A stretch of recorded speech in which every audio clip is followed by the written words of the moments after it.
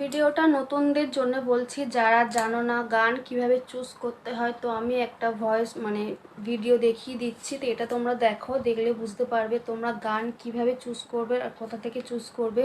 তাহলে কোনোদিন তোমাদের প্রোফাইলে কপিরাইট আসবে না, তো সেই সমস্যাটা কোনোদিন তোমাদের হবে না। তো দেখো ভিডিওটা। প্রথমে তোমরা ফেসবুকটা অন করে নেবে, নিয়ে যেমন রিলস অপশানে যাও, রিলস অপশানে যাবে। রিলস অপশান থেকে যেরকম তোমরা ক্যামেরাতে যাও, ক্যামেরা থেকে যেরকমভাবে ঢোকো সেরকমভাবেই ঢুকবে। তো এটা এক্সট্রা কিছু বলার নেই। এবার এখানে গান চুজ করার জায়গাটা গান চুজ করে নিয়ে আমি ওপরে গানটা চুজ করে নিয়েছি। নিয়ে এখান থেকে গানে ঢুকলে এই যে গানটা লোডিং হয়ে যায়, তারপর দেখাচ্ছি। এখান থেকে ওই গানের ওপরেই করবে, দেখো তো এটা ফিল্টার, এটা তোমরা সবাই জানো।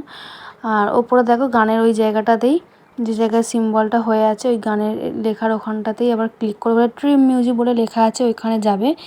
গিয়ে দেখো এখানে একটা জায়গায় তোমাদের দেখায়, গানের মধ্যে একটা পার্ট দেখবে উঁচু উঁচু হয়ে আছে। এই উঁচু উঁচু জায়গাগুলো বাদ দিয়ে নেবে।